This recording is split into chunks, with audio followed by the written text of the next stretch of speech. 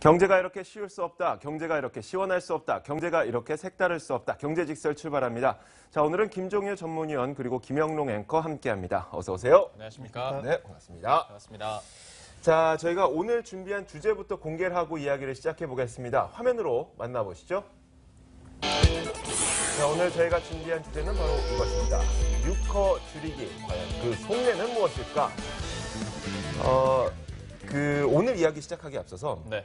제가 저희가 이 방송을 했던 것이 뭐 유튜브라든지 혹은 뭐 엠포털이라든지 이런 데 여러 군데 올라가잖아요. 그쵸. 거기서 가장 많이 나왔던 그 댓글이 뭐였냐면 네. 이분들 참 시원하게 얘기하네. 특히 김종유 의원이 이제 자동차 관련된 이야기를 할 때마다 네네. 저 아직도 그게 잊히지가 않는데 우리나라 SUV입니까? 큰 차지? 뭐 이렇게 얘기했던 것들. 네네네. 이런 것들이 좀 와닿는데. 좋은 댓글 많이 달렸더라고요. 네, 좋은 댓글도 많이 달렸고. 악플도 많고. 그러니까 악플보다는 이제 비판적인 시각들도 그쵸? 많이 내주셨고. 참 좋은데 오늘도 왠지 김종유 위원께서는 이 유커에 의한 우리나라 관광업계의 영향에 대해서 좀 어떻게 얘기를 해주실지 좀 궁금한데 먼저 스탠스부터? 좀 기조부터 한번 들어보면 어떨까요? 이게 부정적인 게 아니라 네. 사실을 얘기하는 거죠. 아, 그렇죠. 사실을 자꾸 포장하니까 거기에 대해서 제가 공격을 하는 거고요. 비판. 네. 비판. 비판이 아니죠. 이건 사실을 얘기하는 겁니다. 이 비판이 아니라 그들이 뭔가 계속 부풀리고 그다음에 네. 그 안에서 포장을 하고 있으니까 그걸 벗겨내는 게 어떻게 비판입니까? 사실을 아니, 얘기하는 그러니까 거죠. 비난이 아니라 비판이다가 이런 거죠. 그건 좀 비판도 아니라고 생각합니다. 그냥 오. 팩트를 얘기하는 거죠. 아, 그러니까 위원님은 그게 뭐 다른 거예요.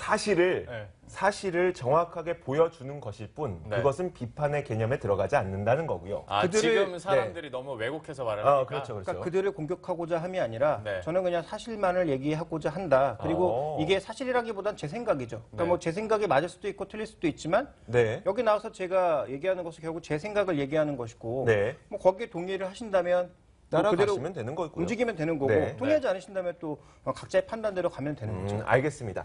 자, 오늘 이야기부터 한번 시작을 해볼게요. 오늘 저희가 유커 줄이기 그 속내가 무엇이냐 이 주제를 준비한 이유가 네. 지난주였죠.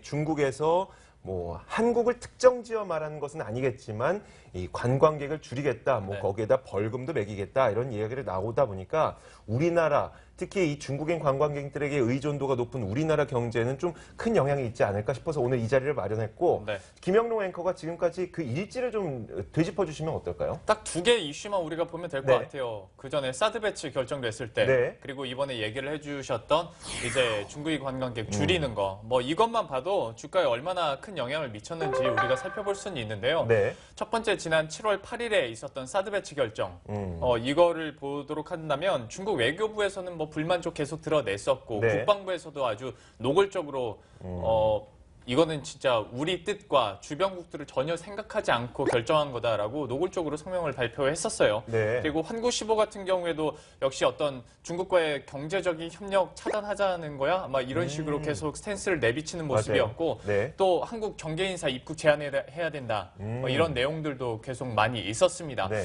이렇다 보니까 우리 국내 시장에서는 당연히 좀 불안할 위기감이, 수밖에 불안감이 들 수밖에 없어요. 네. 그때 얘기 많이 했었던 것이 뭐 화장품주들 잘 나가는데 꺾이는 거 아니냐 뭐 얘기를 했었고 네. 그리고 어떤 미디어나 엔터주 같은 경우에도 좀 불안감이 많이 있었는데 물론 뒤에서도 잠깐 얘기를 하겠지만 그때 당시에도 화장품주는 잠깐 좀 주춤은 하겠지만 네. 중국에서 차지하고 있는 어떤 뭐 우리나라의 화장품 산업이나 그 경쟁력을 봤을 때 네. 그렇게 오래 가진 않을 거다라고 얘기를 전문가들이 많이 해줬었거든요. 네. 그런데 반대로 엔터주나 미디어주에 대해서는 되게 좀 심각하게 고민을 많이 하시더라고요. 맞아요. 그리고 그때 당시에 들려왔던 얘기들이 막 뭐 중국 콘텐츠 업체에서 뭐 주인공이 한국 배우였는데 갑자기 맞아요. 뭐 무산되고 뭐 제작 무산되고 사인회도 철회되고. 그렇죠. 네. 철회되고 막 그러다 보니까 이제 이게 실제화가 된 거예요. 이 걱정들이. 네. 그래서 제가 엔터테인먼트주들이 과연 어떤 좀 변화들이 있었나 제가 표와 그리고 차트를 잠깐 준비를 해봤는데요. 네. 뭐 대표적으로 SM, YG 엔터테인먼트 그리고 CJ 계열, CJ ENM이나 네. CJ CGV를 함께 보시면 역시 7월 7일 그러니까 이제 사드 배치 결정이 나기 직전 일입니다. 네. 7월 7일에 있었던 건데 시가총액이 SM이 그때 당시에 8,350억 원 정도 됐었거든요. 네. 그런데 이제 현재 구간에서는 6,100억 원대까지 떨어지는 오. 모습이었습니다. 이게 네. 현재가 오늘 9시 기준으로 봤을 때고요. 물론 이제 흐름들을 보면 한 달씩 제가 끊어놨는데 8월 8일까지 뚝 떨어지잖아요. 근데 잠시 후에도 뭐 나오긴 하겠습니다만은 전체적으로 흐름 자체는 8월에서 9월 넘어갈 때는 잠깐 회복하는 종목들도 있어요. 근데 이때도 차트를 보면 그냥 횡보거든요. 횡보거나 굉장히 좀 변동성이 깊었고 그런데 이제 9월 6일에서 현재로 돌아오는 구간에서는 다시 한번 앞에서 언급이 됐었던 이 관광객 제한 이게 있다 보니까 다시 한번 좀 뚝 떨어지는 모습이었고요. 이제 좀 큰 그림에서만 한번 보셨으면 좋겠어요. SM 같은 경우에 제가 앞서 말씀드린 것처럼 제 앞에 뚝 떨어지는 부분이 7월 구간이거든요. 7월 구간에서 뚝 떨어지다가 그 다음에 좀 횡보세를 나타내다가 지난주에 아무래도 그런 이슈가 있다 보니까 SM뿐만이 아니라 다른 뭐 기존의 종목들도 중국과 관련돼 있다고 하면 급락을 하는 모습이었습니다. 쭉쭉쭉 보시더라도 크게 다르지는 않습니다. 상이한 주가 추이 볼 수가 있고요. 그리고 이제 본격적으로 지난 10월 24일에 있었던 중국 정부의 한국행 관광 제한 이걸 얘기를 해보도록 할게요. 골자 공식적으로 나온 것 같은 경우에는 그러니까 이제 저가 여행 상품에 대해서 좀 제한을 두는 모습이었는데 이게 여행국들을 모아놓고 한국행 관광객 한 20% 줄여라라는 얘기까지 나오다 보니까 우리 입장에서는 주춤할 수밖에 없는 상황이잖아요. 사실 글쎄요. 조금 더 시간을 두고 봐야겠습니다만은 저때 당시보다 이번 이슈가 화장품 업계에 좀 더 낙폭이 컸더라고요. 요 며칠 사이에는. 그리고 중국 소비 관련주에 대해서도 좀 낙폭이 큰 모습이었는데 대표적으로 우리가 화장품주라고 떠올리는 종목들이나 그리고 면세점주 그리고 유통 관련주들 전체적으로 좀 약세를 기록하는 모습이었습니다. 사드 이슈 때야 그러니까 말씀드렸던 것처럼 화장품은 단기적인 이슈일 것이다라고 하는데 이번만큼은 좀 전문가들이 말하는 것도 약간은 스탠스가 바뀌는 모습도 나타나고 있고요. 왜냐하면 그 화장품 같은 경우에 면세점에서 차지하는 비중이 워낙 높으니까 그러니까 면세점도 타격을 입을 거고 당연히 면세점의 화장품 매출이 굉장히 높은데 여기에 기대고 있던 국내 업체들이 타격을 받을 수밖에 없는 거죠. 그러니까 실제로 중국에서 만들어서 팔고 중국으로 수출하는 물량보다 중국인들이 우리나라에서 들어와서 사가는 물량이 가장 많거든요. 근데 들어오는 걸 제한해버리면 이들 업체에는 당연히 타격이 있을 수밖에 없다라는 건 너무도 당연한 거죠. 그런데 이제 화장품 산업에 대해서는 증권가에서도 이렇게 평가를 하기도 하더라고요. 지금까지는 면세점에서 대부분 중국인 관광객들이 화장품을 사갔지만 이제는 화장품 업체들도 중국에 현지 공장을 세우고 중국 자체의 내수 소비 시장을 겨냥하는 곳들도 있기 때문에 그런 측면에서 봤을 때는 그렇게 나쁘진 않을 것이다. 이번 영향이 아주 크게 작용하지 않을 것이다. 이런 평가도 있는데 이건 어떻습니까? 그건 지들 생각이고요. 제가 말씀드리고 싶은 거 거기에다 공장을 만들고 안 만들고가 중요한 게 그 본질이 잘못된 거죠. 지금의 본질은 딱 두 가지입니다. 첫 번째로는 화장품주가 더 이상 고성장주로서의 밸류에이션을 매길 수가 있느냐. 이게 첫 번째 이제 가장 중요한 핵심 이슈고요. 두 번째로는 현지에 가서 공장을 만들 정도로 중국 정부가 과연 호의적인 스탠스를 앞으로 보일 수 있느냐. 이 두 가지의 문제인 거죠. 근데 이 두 번째 문제를 만약에 방금 말씀해 주신 것처럼 긍정적으로 인식한다고 하더라도 중국 정부가 바보입니까? 지금 사드로 인해서 만약에 한국을 압박하려고 하는 거면 이런 데 공장 허가 쉽게 내줄까요? 그러니까 이미 거기 공장이 들어가서 만들고 있는 업체는 조금 얘기가 다를 수 있겠습니다만 지금 이제 거기 가서 공장 만들어서 거기서 내수 시장 키워보겠다라고 하는 건 늦은 거죠. 그러니까 지금 현재 구간에서는 그 두 가지의 본질적인 문제를 잘 해결할 수 있는 방법이 그렇게 명확하게 보이진 않는다. 지금 우리 쪽에서는 어떻게 해서든 포장하고 있는 거죠. 중국 정부의 스탠스가 공식적으로 적대적인 스탠스를 드러내지 않았기 때문에 이게 얼마나 영향을 줄까. 우리가 저평가된 종목을 사라. 이런 뉘앙스를 계속 취하고 있습니다만 실제로 그 종목에 투자하는 사람들은 미치고 팔짝 뛸 노릇이죠. 주가는 계속 떨어지고 있으니까. 말씀하신 그대로입니다. 그러니까 어떤 이슈에 대해서 실체적인 게 사드 때와 이번 때와는 좀 다르다는 거예요. 그러니까 실제로 화장품주에 대한 시가총액 추이도 제가 준비를 해봤는데요. 이게 7월에서 8월 넘어갈 때 그러니까 그 사드 문제가 있었을 때랑 9월에서 현재 넘어왔을 때 그 중국 관광객 제한했을 때랑 낙폭 자체가 하락폭 자체가 더 커요. 9월에서 현재로 들어왔을 때 전반적으로 화장품주들 다 그렇고요. 코스맥스 같은 경우에도 좀 낙폭을 더 오늘장에서도 키우는 모습이었고 계속해서 중국 소비 관련주 같은 경우에도 호텔신라랄지 그리고 파라다이스, GKL 같은 경우에도 뚝뚝 떨어지는데 그 낙폭 자체를 보더라도 7월에서 8월 넘어갈 때보다는 9월에서 현재 넘어갔을 때 낙폭이 더 크다는 거예요. 실체적인 위험을 투자자들이 느끼고 있는 거고 주가에는 그대로 반영이 되고 있는 거죠. 그런데 증권가에서는 또 그렇게 나쁘게 보고 있지는 않더라고요. 일단 증권가가 전체적으로 통일되는 의견을 한 가지를 꼽아보자면 이거는 맞는 것 같습니다. 이번에 있었던 이 한국인 관광객 규제 때문에, 중국인 관광객 네. 규제 때문에 11월에 정말 중국인 관광객이 우리나라를 얼마나 덜 찾아올지 그걸 쉽사리 예측할 수는 없다. 일단 여기에 대해서는 다 동의를 하는 것 같으면서도 제가 이와 관련된 리포트를 냈던 증권사의 그 리포트를 총 종합해 보니까 이렇게 정리가 되더라고요. 먼저 시나리오는 두 가지로 세울 수가 있다는 거예요. 긍정적인 시나리오와 부정적인 시나리오. 먼저 그 긍정적인 시나리오는 중국이 이렇게 이 관광객에 대한 규제를 하는 것이 보복성이라기보다는 이 저가의 저질 상품을 없애고 여행 산업을 개선시키기 위한 목적이라는 전제하에 분명히 전제를 깐 거예요. 이 전제하에 장기적으로 봤을 때 대형 여행업체들에게는 수혜가 될 것이다. 그런 근거를 내놓은 이유가 뭐 잠시 후에 제가 좀 얘기를 하겠지만 2013년에 있었던 여유국의 여유법. 여유법이 나왔을 때에도 실제로 손익은 1인당 손익은 좀 증가했다는 거. 제가 잠시 후에 다시 한번 좀 자세하게 이야기를 해드릴게요. 그래서 만약에 이 저가 상품을 근절하기 위해서 이런 조치를 내놓은 것이라면 장기적으로 여행 산업에도 그 산업의 구조가 개편되는 측면이 있기 때문에 대형 여행 업체들에게는 긍정적일 것이라는 평가를 내놓고 있어요. 왜 웃으세요? 저는 이걸 이제 증권사 긍정적인 시나리오 이렇게 듣다 보니까 저도 참 할 말이 많은데 우리 위원님께서 얼마나 할 말이 많을까라는 생각을 하니까 되게 입이 간질간질해가지고. 그러면 바로 말씀하셔도 돼요. 네. 아닙니다. 잠시 기다리실 거예요. 이따가 얼마나 터뜨리려고. 얼마나 큰 일을 좀 공감이 가는 것 같아요. 알겠습니다. 물론 그 증권사에서도 이런 긍정적인 시나리오를 내놓으면서도 그 11월 중국인 관광객이 얼마나 줄어들지 예측하기 어렵다고 했잖아요. 그래서 단기적으로 이 수익성이 악화되는 것, 뭐 매출이 줄어드는 것은 피할 수 없을 것이라는 그런 전제까지도 달기도 했습니다.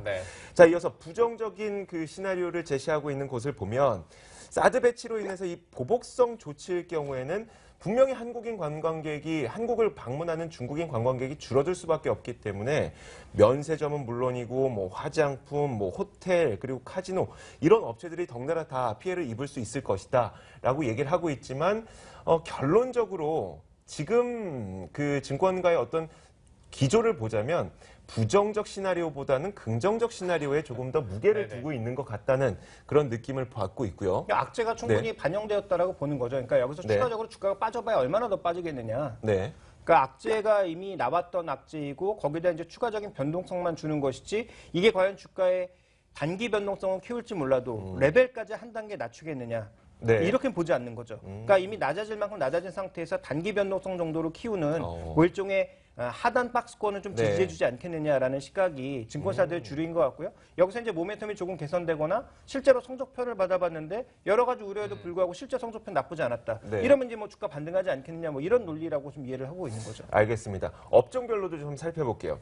자, 업종별로 그 긍정적인 시나리오가 전개되든 부정적인 시나리오가 전개되든 이 대형 여행주에 대해서는 일단 지금까지 왜곡된 상품을 팔아서 돈을 벌다 보니까 제대로 된 수익을 벌지 못했었고 하지만 이 고품질의 여행 상품으로 개선이 된다면 오히려 수익성은 좋아질 것이라고 봤었고요. 이 증권가에서는 또 긍정이든 부정이든 면세점이나 외국인 카지노의 경우에는 중국인 관광객이 절대적으로 줄어들 수밖에 없으니까 여기에 대해서는 부정적이라고 봤고 자, 그 화장품은 제가 조금 전에 얘기했던 같은 맥락인데 국내로 들어오는 관광객들이 줄어들기 때문에 면세점을 통해서 화장품을 사는 인원이 줄어들고 결국 거기에 대해서는 화장품 업종이 타격을 입을 수도 있겠지만 아까 얘기했던 그 실제로 중국 현지의 공장을 갖고 있는 기업들이라든지 중국의 내수 시장을 공략하는 그런 화장품 기업들은 이야기가 다를 수 있다라는 이야기를 하고 있습니다. 증권가에서는.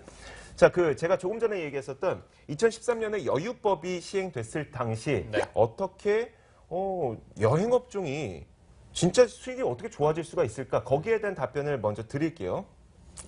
2013년은 10월에 중국 여유국이 저가 여행 상품을 근절하겠다면서 3가지를 내놨습니다. 먼저 첫 번째로 쇼핑 횟수를 제한시켰고, 두 번째로 쇼핑 장소도 내국인들도 다 같이 이용할 수 있는 백화점이나 아울렛 혹은 이 면세점 이곳만 이용할 수 있게끔 만들었고요. 그리고 저가 상품을 근절하라고 이런 권고사항도 내놨어요.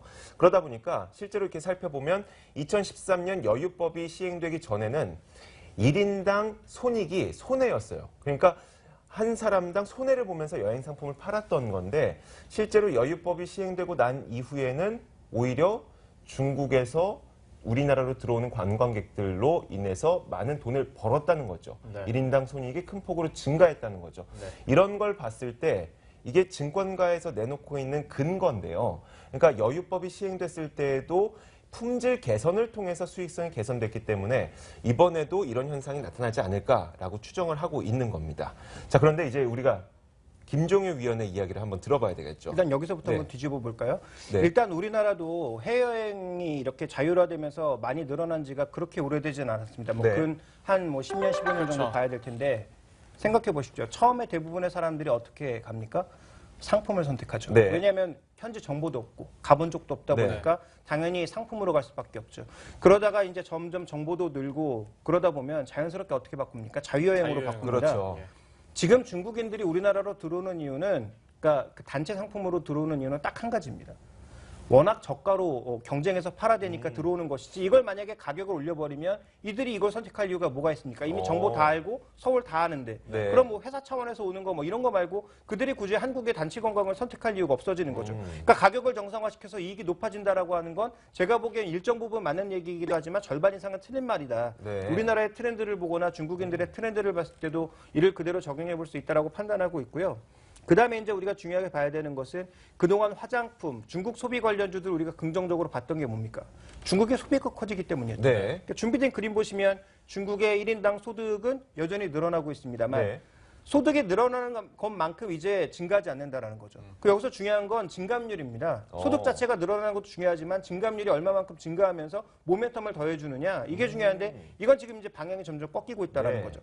그러니까 GDP도 꺾이고 있고 이 증감률이 꺾이게 되면 당연히 중국의 소득은 총량으로 증가한다고 하더라도 모멘텀 자체는 줄어드는 거거든요. 그렇죠. 두 번째로 살펴봤을 때는 GDP 성장률보다 높았던 이 소매 판매 성장률도 최근 들어서는 눈에 띄게 정체를 보이고 있다는 거죠.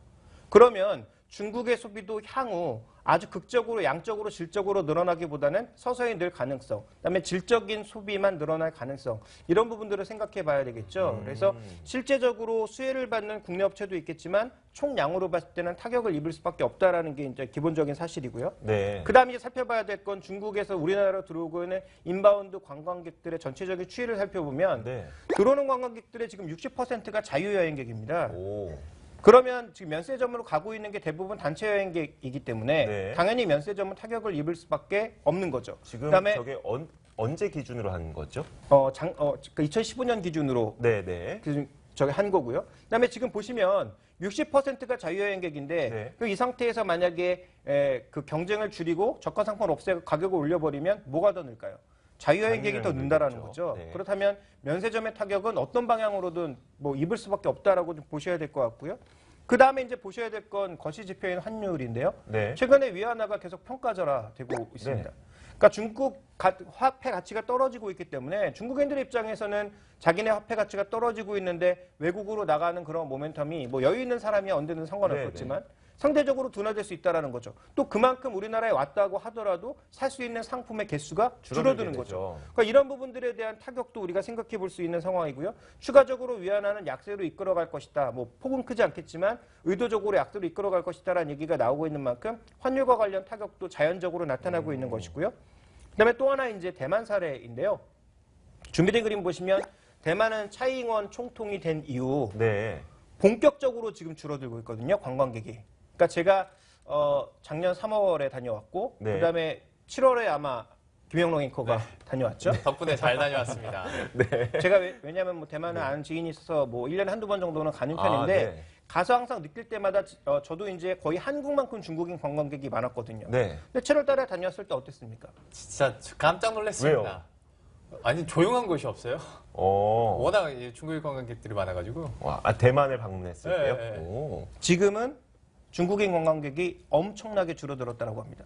지금 이 수치에서 보여주는 게 아니라 네. 실제로 지금 대만에 머물고 있는 현지인에게 지금 방금은 아니고 한 1시간쯤 전에 네네. 제가 카톡을 통해서 이제 물어본 것인데 그 친구 3명 중에 한 명은 아예 관광업계에 종사하고 있거든요. 네. 직접 느끼시겠네요. 네, 그러니까 자기가 이제 한국인들을 데리고 주로 돌아다니는 친구라 네. 실제로 중국인들의 관광객이 그 타이베이 유명 관광지에서 엄청나게 줄어들었다라는 걸 실감하고 있고요. 그다음에 중국의 그 운수 사업자, 특히 네. 버스 운수 사업자들의 상당수가 지금 대출을 끌어당기고 있습니다. 왜냐하면 중국인들이 줄어들면서 네. 급여를 줄 수 없기 때문에 대출로 지금 급여를 지급하고 있는 형태거든요. 오. 그러니까 지금 대만은 차이잉원 총통이 아예 대놓고 지금 중국과 대립각을 네. 세우고 있는 상황 아닙니까? 실제로 정말 줄어들더라라고 하는 것이고요. 네. 당연히 이제 중국 농산물의 수입도 지금 줄이고 있는 상황이고요.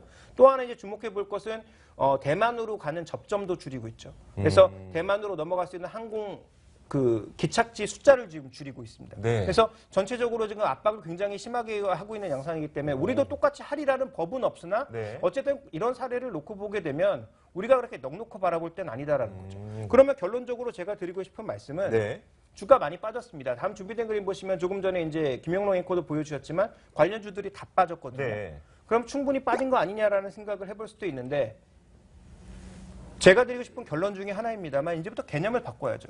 주가가 왜 빠졌습니까? 그동안 성장주로서의 평가를 받았지만 이제 성장주일까라는 의구심이 든다면 이 종목들에 대한 개념, 패러다임이 바뀌는 거거든요. 그러니까 어떤 식으로 접근해야 되느냐? 한 증권사의 자료 중에서 제가 가져온 건데 다음 준비된 그림 보시면 GKA를 이제 배당주 개념에서 접근해야 된다는 거죠. 네. 그래서 배당 수익률이 정말 매력적으로 떨어졌을 때나 가치 있는 종목이 되는 거지 이 중국인들이 많이 찾아와서 수익이 늘고 성장하는 그런 종목으로서의 밸류에이션을 구가하기에는 이제는 어렵다라는 거죠. 그래서 이런 개념의 접근이 필요하지 않을까라는 판단을 저는 내리고 있기 때문에 만약에 정말 주가가 이 정도 영역까지 내려왔다면 네. 그때는 뭐 매도하는 건 이미 늦었고 네. 언제 매수를 할지 타이밍을 고려해야 되는 시기겠지만 아직도 수많은 화장품주나 중국 소비주들이 여전히 성장주와 가치주 혹은 뭐 시장 평균 부근에서 맴돌고 있다는 거죠. 그럼 여전히 아직도 비싸 보이거나 네. 그렇게 싸 보이지 않은 종목군들이 허다하기 때문에 이들에 대한 투자를 섣불리 하기는 어렵다라고 보고 있습니다. 지금 이야기를 듣다 보니까 GKL이야 뭐 배당을 그 동안에도 많이 줬기 때문에 배당주로의 가치가 이 정도 주가에서 나타나기라도 했지. 다른 기업들은 또 다른 얘기잖아요. 그러니까 뭐 파라다이스라든지 뭐 GKL이라든지 기본적으로 배당을 많이 하는 종목군들은 이제 배당주로서의 개념을 전환해야 될 것 같고요. 그러면 뭐 아모레 퍼시픽이나 LG 생활건강처럼 기존의 화장품 대장주 역할을 했던 종목군들의 성격은 어떻게 바뀌어야 되느냐? 네. 그러면 이제 시장 수익률 플러스 알파, 그것도 알파도 아주 소폭의 알파 정도를 줄 수 있는 정도여야 되는 거예요. 지금 시장 평균 PR이 10배에서 11배 정도 수준인데 그럼 이들 종목은 밸류에이션을 아주 많이 줘봐야 15배 내외라는 거죠. 근데 아직도 뭐 20배, 뭐 25배 이렇게 거래되고 있다면 이 종목들이 과연 싼가에 대한 우리가 질문을 계속 할 수밖에 없는 거죠. 그래서 기본적으로 화장품 앞으로도 성장할 게 뻔합니다. 분명히 중국 소비도 늘어날 거고, 그다음에 우리나라로 찾아오는 중국인들이 줄어든다고 할지라도 사고 싶은 사람은 온라인을 통해서 사든 아니면 그 암흑의 뭐 거래를 통해서 사든 어떤 식으로든 살 거거든요. 그래서 이들의 총량 자체는 증가한다고 하더라도 이 성장률이 줄어들면 이 종목에 그동안 부여했던 성장주로서의 가치가 사라진다. 이 부분에 포커스를 맞춰볼 필요가 있는 거고요. 그럼 결론적으로 지금 갖고 있는 중국 소비주를 전부 다 팔아야 되느냐? 그렇게 판단하지는 않습니다. 왜냐하면 나쁜 건 사실이지만 주가에 얼마만큼 녹아있느냐의 문제거든요. 그러면 최근에 진행되었던 낙폭이 대부분 20, 30% 정도임을 고려해 보면 단기적으로 추가적으로 레벨 다운하기에는 어렵다. 이건 막 증시에서 정말 뭐 1900선까지 확 증시가 빠진다든지 아니면 연기금을 포함한 무언가 대형 매수 주체가 주식을 다 던지고 나가지 않는 이상 이들 종목의 추가적인 레벨 다운은 쉽지 않아 보입니다.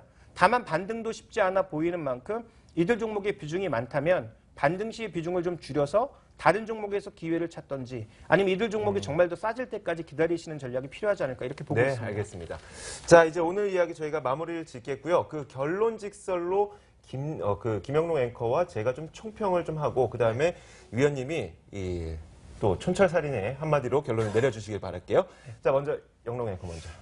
마지막에 나왔던 말이 저는 참 많이 공감이 됐던 게 이번에 자료 조사를 하다 보니까 증권사에서 해당 업종들이나 종목들을 보는 시각을 좀 달리했으면 좋겠다라는 생각이 저도 드는 것이 좋다고 하는 배경들을 다 보면 옛날에 썼던 자료들 그리고 좀 유리한 자료들, 분석들 그렇죠. 이렇게 막 껴 맞추는 시기인데 네. 이제는 패러다임을 좀 바꿀 필요가 있을 것 같다라는 생각을 저도 좀 하게 됐고요. 네. 그리고 제 결론직설은 당근을 달라고 하기엔 민망한 상황이라고도 했는데요. 사실 중국 쪽에서 당근과 채찍 이렇게 주긴 합니다만은 네. 현재로서 우리가 중국에서 호재를 기대하기는 약간 좀 민망한 정국이 아닌가라는 생각이 들어서 이렇게 써봤습니다. 알겠습니다. 저는 증권가에서 이야기했던 것을 정리했기 때문에 저는 증권가의 평가는 일단 성장통으로 보고 있다. 하지만 그에 대한 대답은 지금부터 김종인 위원님이 결론으로 내려주실 겁니다. 네, 이들 종목이 나쁜 종목 아닙니다. 네. 분명히 충분히 이익을 내고 있고 매출도 성장하고 있는 기업들이죠. 다만 과거 우리가 성장주로서 평가했던 그때의 평가 기준과는 많이 달라졌다. 네. 그렇다면 종목에 대한 평가 기준을 바꿔라. 그러면 뭐 GKD나 파라다이스는 이제 배당주의 성격으로 보고 네. 그다음에 뭐 LG 생활건강이라든지 아모레퍼시픽 같은 종목군들은 시장 수익률보다, 그러니까 시장 평균보다 조금 더 플러스 알파를 줄 수 있을 정도의 성장주, 그러니까 저성장주 정도의 개념으로 봐야 되지 않겠느냐 이렇게 판단하고 있습니다. 네, 알겠습니다. 아주 명쾌한 이야기 잘 들어봤습니다. 경제직설 시간이었고요. 김종효 전문위원과 그리고 김영롱 앵커 수고하셨습니다. 고맙습니다. 수고하셨습니다.